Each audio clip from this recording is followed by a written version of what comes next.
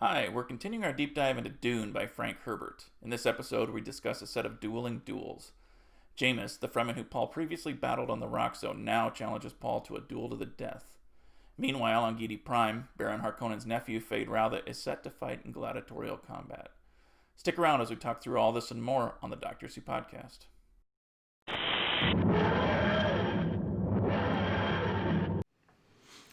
Hello and welcome to the Doctors Who podcast. My name is Chris. My name is Chip. My name is Brian. Okay, Chris, Chip, and Brian of the Doctors Who podcast. Before we were calling ourselves the Doctors Who read stuff, but it recently came... We still read stuff. I mean, yeah, we do, but it doesn't flow off the tongue like the Doctors Who podcast. And it came... And we were originally the Doctors Who full podcast. Circle. It's full circle. That's true. We became aware that video podcasting is kind of a thing. So here we are. What's old is new again. Anyway.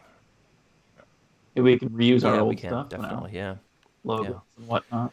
Yeah, absolutely. So we're also going to switch up the format a little bit. So we're each going to take, 10 or 15 seconds and just kind of talk about the things that stood out to us in the sections that we're reading. And to clarify, we are reading the Paul versus Jameis duel and then the Jameis water ceremony sections of Dune by Frank Herbert. Chip, you want to go first? Yeah, so the other section we're reading is the section right after that where Feyd is in a gladiatorial combat. So my initial thoughts on this one, I really like the way Herbert juxtaposed Paul and Jameis and their duel to the death, and how Paul is really forced to take his first life, and then we get to see on Geidi Prime, Feyd has been in hundreds of these gladiatorial combats. They're all fixed, so that he never really loses or is never really in any danger. So it's just kind of a fun, interesting look at these two characters who, there's a lot of foreshadowing here that they're going to meet at some point. I really like the literary contrast as well as the cultural aspects that were in the water ceremony and just the fight itself. Like, there was just so much richness in the writing. It felt like I had a really good connection with what was going on, and like the combat scenes were well choreographed and well displayed. But then you kind of get to a roller coaster ride, maybe a little bit of whiplash, because you go to the hemming and hawing of some of the discussion with while Feyd is in the arena. So it's really an interesting approach from, like, it just really breaks up the reading, but I thought it was an interesting writing style. So kind of to piggyback off of Chip's point, we have a section where Paul is taking a life and we have a section where Feyd is taking a life. And and then to Brian's point, I think the way Frank Herbert wrote these combat scenes is interesting because it's not just first he lunged as Feyd ducked and then he did this and as the blade, it's not that, right? So he's actually using emotion and like following like trains of thought and like streams of consciousness as the fight is happening. So I really like that. I also really like the political intrigue with Count and Lady Fenring talking to the Baron during Feyd's duel. I thought that was really well done. All right. So to kind of just jump in and talk about something that you said, it's like this is a turning point for Paul because he's taking his first life, right? And it's something that seems to be completely foreign to the Fremen. They don't even realize that this would be a thing for somebody who's 15, it seems like.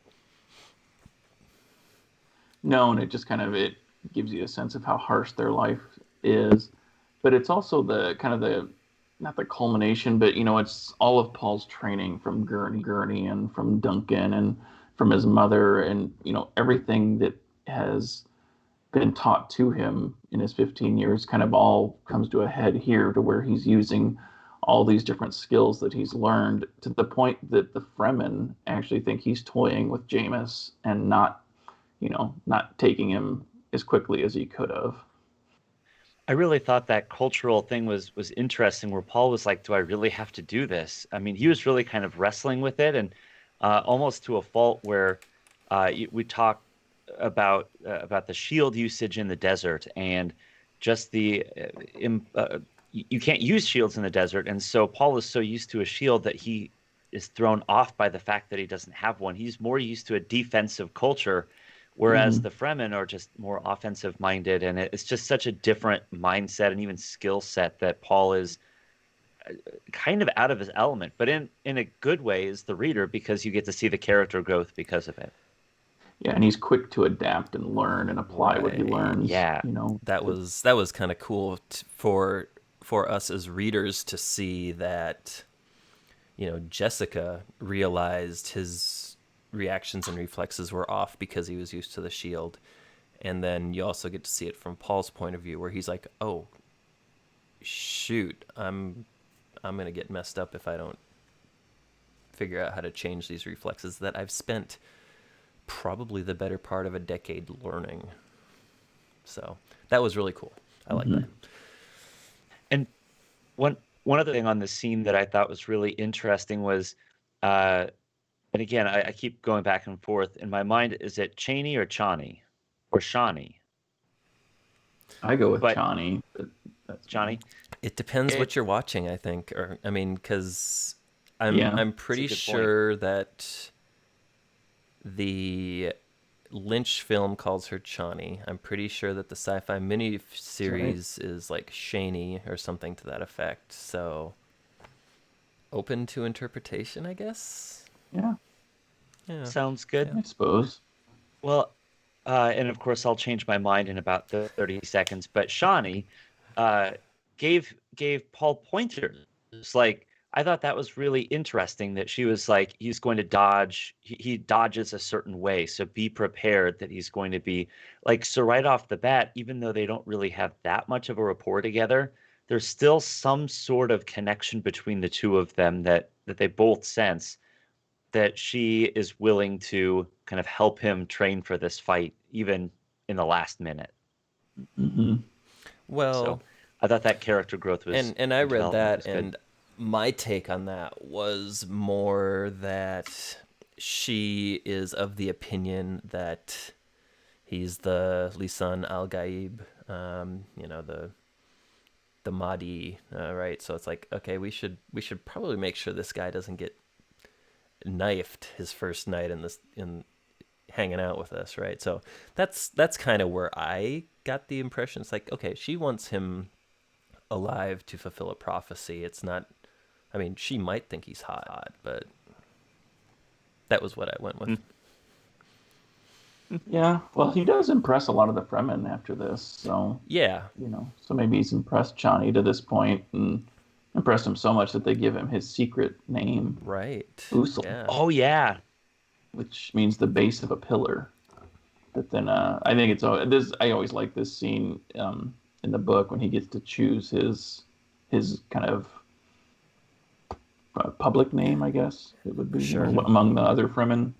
So he's got his secret name within the Sietch Tabur or Tabor, however they say that. But then he chooses the name muad'dib, which means the Yeah, mouse.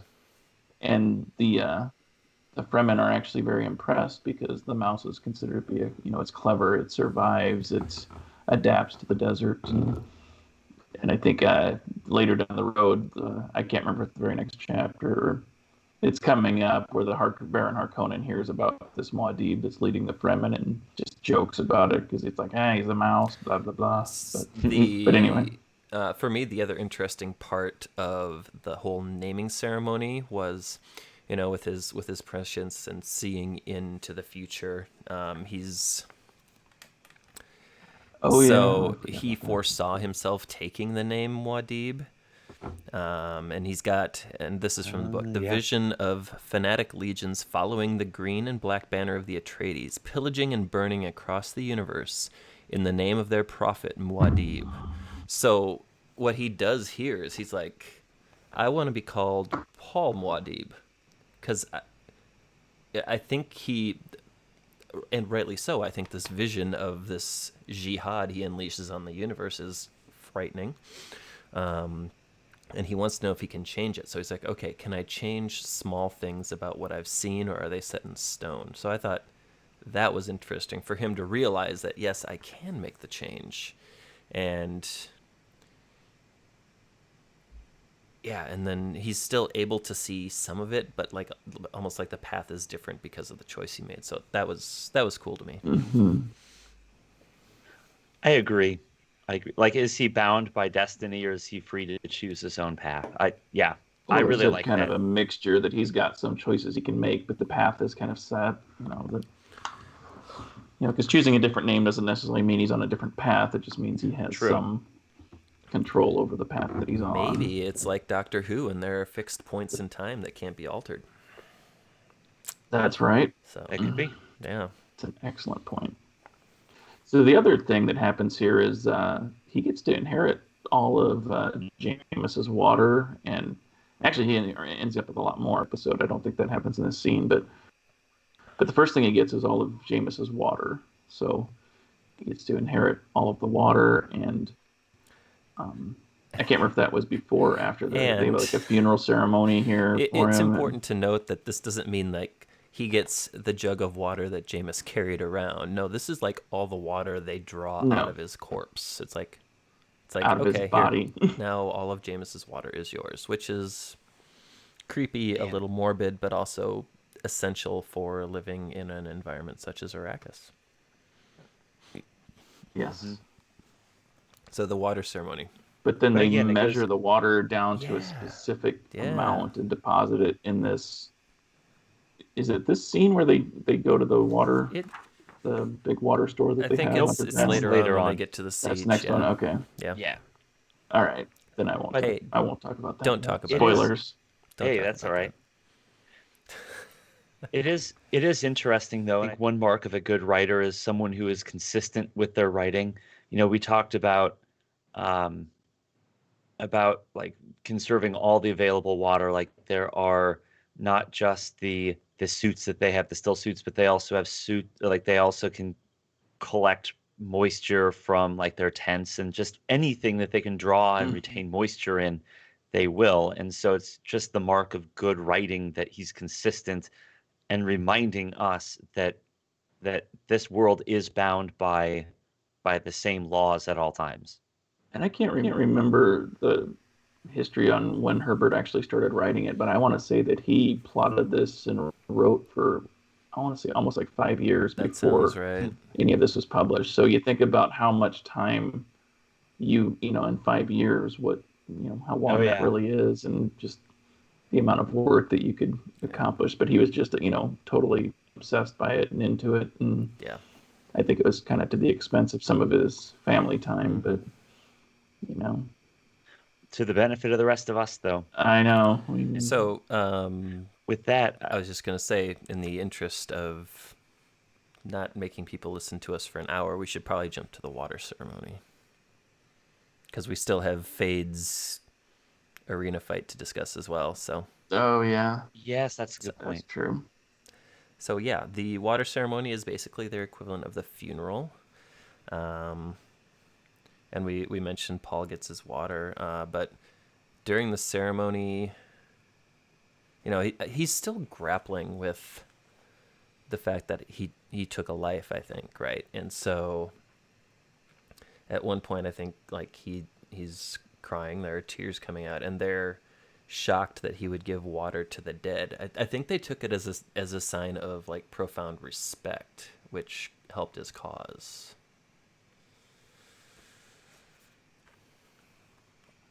Well, and that also reminds me of, like, they were giving tribute, almost like praising the dead or doing that remembrance of. And isn't that when he picked up the instrument? He was like, that's at that's at the end of this section. Yeah. I just thought that was kind of a touching moment where everyone would say something nice, and then he got a cool ballast set out of it. So I'm gonna make an amendment to our previous decision. I have in my notes for this section that they went down into the cavern that had the huge reservoir in it. So that happened here. Oh, I thought it did, but it wasn't. I couldn't remember. I just kept thinking it was later. Yeah. But yeah, that's where they like precisely measure out how much water Paul received Yep. from Jameis, and then they deposit it into that big Basin, is it, reservoir, whatever they call it. I don't know. Mm-hmm. The interesting thing here is and like everything that deals with like Paul's ability to see into the future and like the idea of the prophecy, those are the things that really kind of draw me in. So the fact that while he's down there, he's preoccupied with these visions he's having, and he realizes that even if he dies at this point, it's still going to carry itself out through his mother and unborn sister. And he makes the realization that in order to stop this, every Fremen that is with them down in these caverns would have to die. Like, he would have to kill everybody to stop this thing now because the wheels are in motion that much. So that was just like, oh, ugh. I think he's had his fill of killing after taking one life. I don't think he's really eager to do it 60 more times, but yeah. And his mom pretty much encourages him To the kill? same way, like, hey, don't get used to this. She encourages him, yeah, just take care of all of us so you stop this thing in its tracks. I was like, where are you going with this, Brian? Yeah. Jeez. Morbid jerk. The other fun that we learn here is the water store, the water that they have here. I think Stilgar says they have more than 38 million decaliters walled off from the makers, so it's hidden and preserved. And then he says, yeah, we have thousands of these, across the planet. So the fact that, they want to terraform Dune at some point and make it a lush green garden, they're well on their way to, building the means to do so. You know what this means? That even Dune uses the metric system. That's true. Yes, they do. Yeah. Anyway. So this section ends with, to Brian's point, that, Paul getting a hold of Jameis's balisette and playing a song, and he's playing one for Chani, and Jessica is like internally freaking out. He's like, he's playing her a love song. Why is he playing her a love song? She is not a good wife for a duke. So she's in full like protective mom mode, and she's also in like Bene Gesserit protect the political standing of the house mode, which is still kind of weird, but yeah.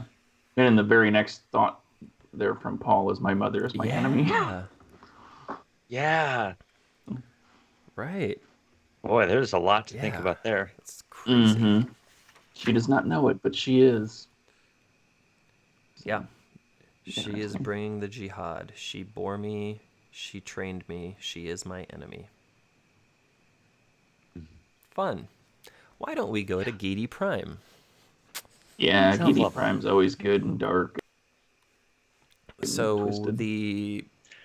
This kind of opens up with kind of an introduction to what the world is like, and it's through the eyes of Count and Lady Fenring, who have been sent there by the Emperor.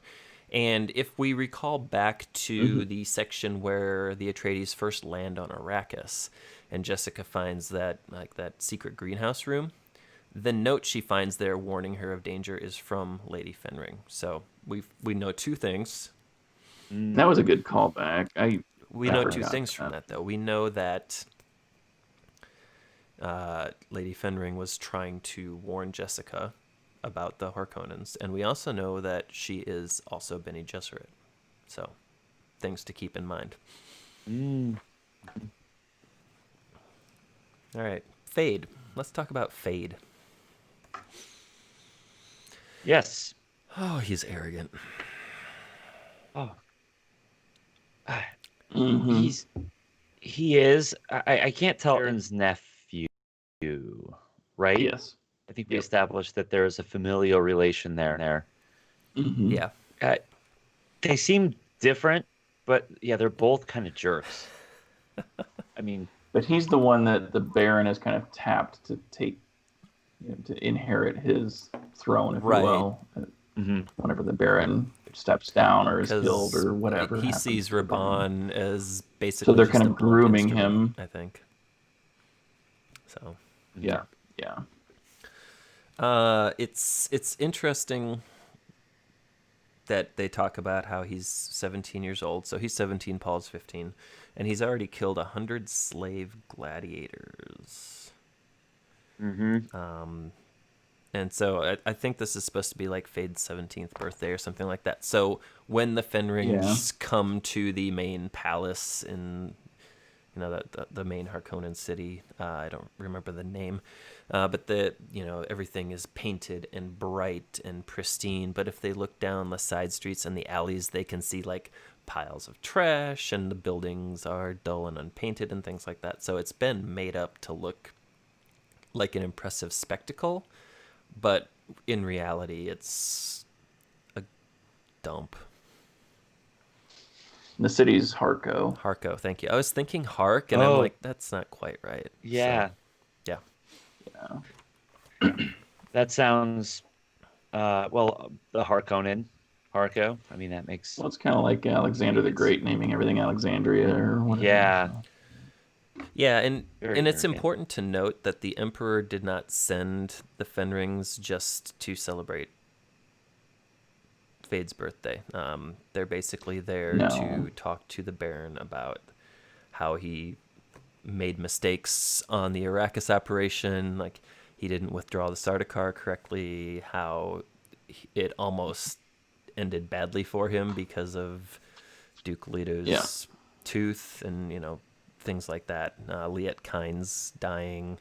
All these things are just kind of piling up against him. And they're also, they made an interesting note, I think, about like the Baron's line of succession, didn't Mm-hmm. they? Has to be approved by the Emperor, right? Yeah. Something like that. So, Yeah. Yeah. so that's interesting. But yeah, the the other takeaway is that the Baron has a new mentat. Twofer. Yeah, which surprised me. I figured that would be like a huge subplot where like Thufir would be like resisting the Baron's attempts and like eventually Mm-hmm. just like be killed because he wouldn't be turned or something. And we went from the Baron scheming about it a few sections ago to it now becoming a reality. So that was Yeah. shocking to me, actually. Now, as someone who has not read anything about Thufir beyond this point, I'm almost wondering if he's still trying to act as a double agent of sorts. Like, I'm really curious to see if he ends up doing this because it's the path of least resistance, but not what he really wants to Sure. do. I'm I'm kind of hoping that, eventually I know that this is going to have to come to a head where the Baron will realize that Paul is still alive. I'm guessing that happens in this book, but I'm guessing when that happens, Thufir will have to come up again and make a decision. And I'm hoping that he kind of used this as a means to get to know the Baron and his weaknesses. So Yeah. I was less surprised, but I'm just hopeful that maybe he's not really on the Baron's side. Well, and really, if we think about this, they start to talk about the slaves and how these usually go. Like the slaves are usually drugged. They're given this drug to make them easier for Feyd to defeat and things like that. And they talk about how this one's a little different because they're going in and they are, and they find out that there's, well, they don't find out. We find out that there's like this is a plan of Thufir's for this fight to make Feyd seem better. Like this slave is like rebelling. He's not Hmm. drugged. There's something different. Yeah, they make it look like he's drugged, but then he's not drugged, and he's actually a former Yeah. Atreides soldier. So he actually Hmm. has a cross to bear against the Harkonnens as So well. I'm trying to find the section on this. The gladiator fight. So it says Feyd and Thufir arranged a plot. Slave wasn't drugged to make it appear he stepped in to kill the heir to the Harkonnens. So, but there were things that Feyd didn't know going in, like the fact that he wouldn't actually be drugged, and that that the slave was actually a former Atreides soldier. So, like he had like carved Mm-hmm. like the Atreides hawk into his flesh or something like that. Just Yeah. creepy.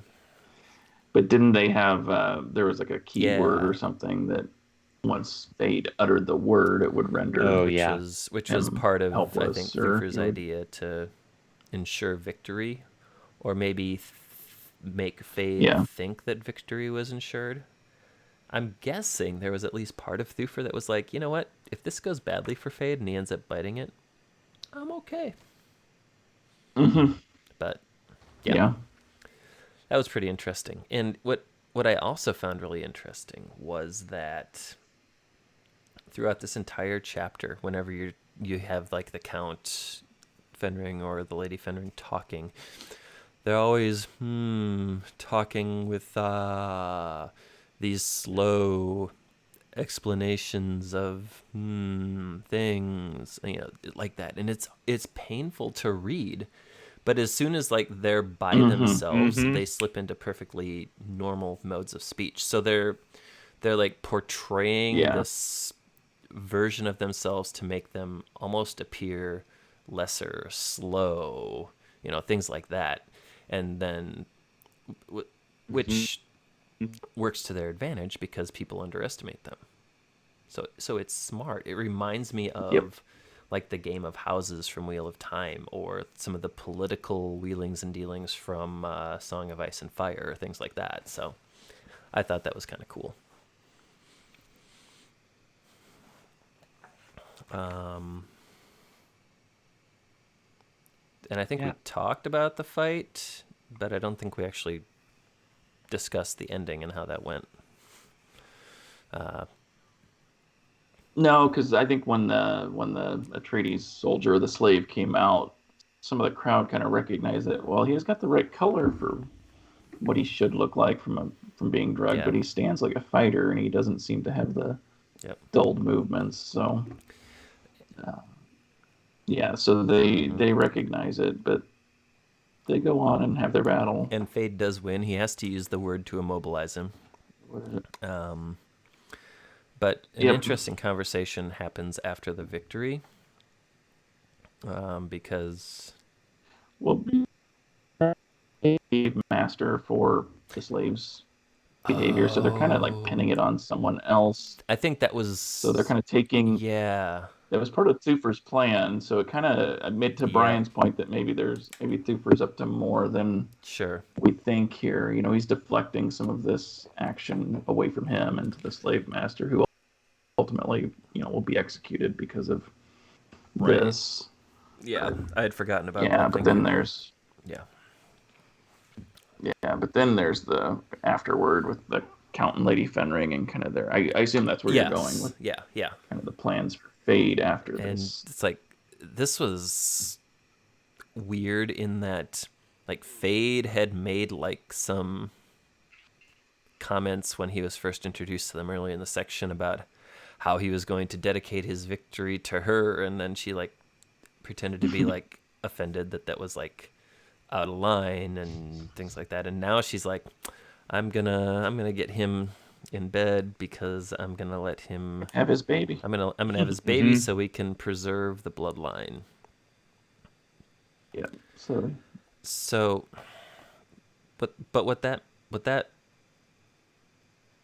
makes me wonder is, does the Emperor have plans to terminate the Harkonnens, or do the Bene Gesserit know that something's going to befall the Harkonnens and they need to get their hooks into the bloodline before that happens? I don't think that's made clear. Mm. or and I guess at this point too, the presumption is that Paul is dead and he was part of the breeding Sure. program. So is this where they're trying to pick up the bloodlines and continue with building towards the Kwisatz Oh yeah. Haderach? Yeah. I could totally see that.